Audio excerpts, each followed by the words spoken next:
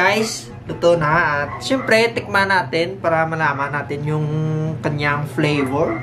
So, itong unang manok guys, kita yun, no? Oh. Pakita mo.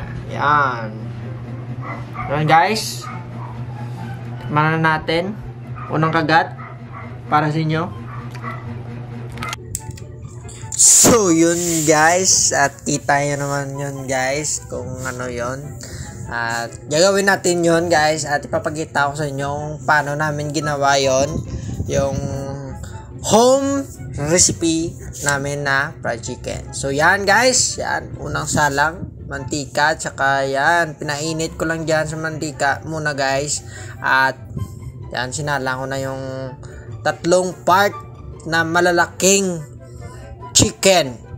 Ang part na yan guys ay breast at tsaka leg guys. So yan, tamang lagay lang ko dyan.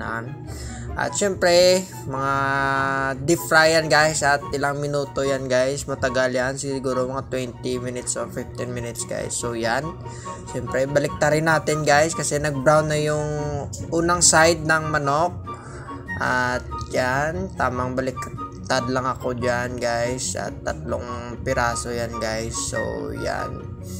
At syempre dahan-dahanin lang natin guys, baka mapunit yung mga balat. At yan, kita ko naman guys kung talagang napupunit siya guys. So yan. At syempre hintayin na naman tayo ng 15 minutes or 20. At yan, luto na siya guys. At syempre ilalagay natin sa plato yan guys. So yan, kita nyo yan, napakasarap yan guys. Yun, yeah. Woo! At manok na naman. Nung last video ko ay manok rin. Pero ito, ibang pagluto. Same lang ang pagluto pero iba lang yung style guys. At yan. At ang susunod natin guys ay yung garlic guys. Oo, garlic yan. So binalik ko lang yung unang mantika. At yan ang garlic. Guys, garlic guys. So yan.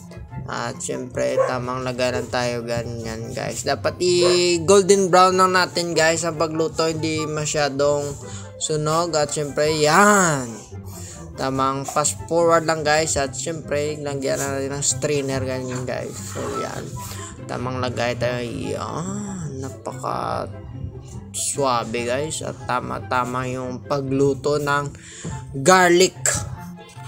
So yan, at syempre simutin natin guys kasi sayang naman yan. At tamang simot na tayo guys. At maraming salamat sa aking girlfriend na tumulong dyan sa pagluto. At yan, kita nyo guys, yan, swak na swak yan. At syempre, at ang susunod natin ulit ay ang rice guys. So yan, yung rice na yan guys. At syempre dapat maraming margarine lang yung ginamit namin guys, hindi, pero same lang sila ng butter guys, same lang sila. At syempre tinimpla namin ng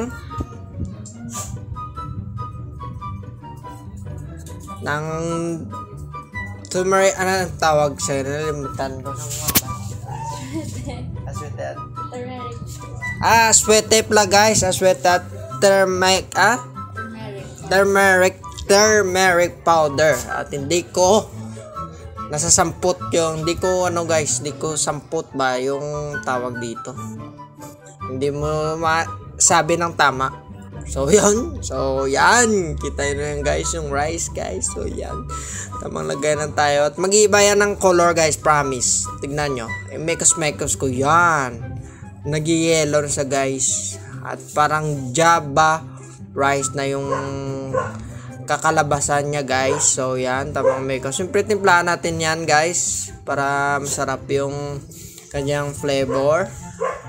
So yan, nilagyan ko ng konting mantika ulit. Siyempre mekos na naman, mekos lang tayo yan. At dapat ang paghalo guys, yan tulad yan, dapat coated na ng lahat guys na yellow. At yan, lagyan natin ulit ng margarine, star margarine yung ginamit ko guys. At syempre konting garlic para masarap yung Java rice natin. At yan, mekos lang. At hintayin na matunaw yung star margarine at lagyan ko ng green onion guys. So yan, tamang lagay lang. At so yun, luto na siya guys. At syempre ilalagay natin yan sa tamang bowl. Yan, tamang simot rin ulit. At syempre ang susunod natin na lulutuin guys ay ang sauce. Yan, ang sauce guys. Syempre start natin star margarine ulit. Yan, konting star margarine lang. At meron na ako dyan patis lang yan guys, at saka sugar at konting garlic. Yan ang ginamit ko guys sa sauce. At syempre lagyan natin ng pampalapot guys. Yan, alam niyo naman yan kung anong pampalapot guys, ay tawag nito Quaker Oats. Ay hindi, cornstarch pala guys, cornstarch. Lagyan sa tubig at syempre mekos. At yan, naging malapot na yung sauce, kita nyo guys. At syempre lagyan natin ng konting garlic ulit guys. Yan, pakasarap ng garlic namin. So yan, at yan, tamang lapot lang yan guys. At syempre low heat na, patay na guys. At yan, nagpe-plating na kami guys. Yan, perfect na Java rice. So yan, napakasarap guys. So syempre lagyan natin ng garlic. Yan, tamang plating na tayo dyan guys. So yan, napakasarap kapag maraming garlic. Sige, lagyan mo pa. At syempre yung green onion ba tawag yan, o hindi ko alam kung anong tawag sa daon na yan, kayo nang bahala. So yan, tamang shell lang. At yun ang pinakamalaking fried chicken na pinakapaborito ng lahat. At syempre lagyan natin ng konting sauce. So yun, tamang lagay lang ng sauce. At so pagkatapos niyan, syempre picture natin yan guys. So yan, at patikim ko na sa inyo guys. At ito na, so yun guys, luto na. At syempre tikman natin para malaman natin yung kanyang flavor. So itong unang manok guys, kita yun pakita mo. Yan guys, tikman na natin. Unang kagat para sa inyo.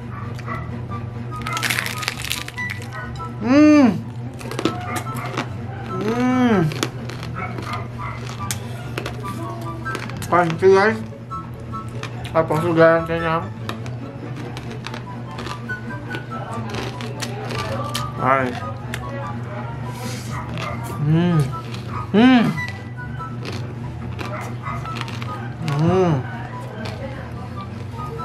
Yun.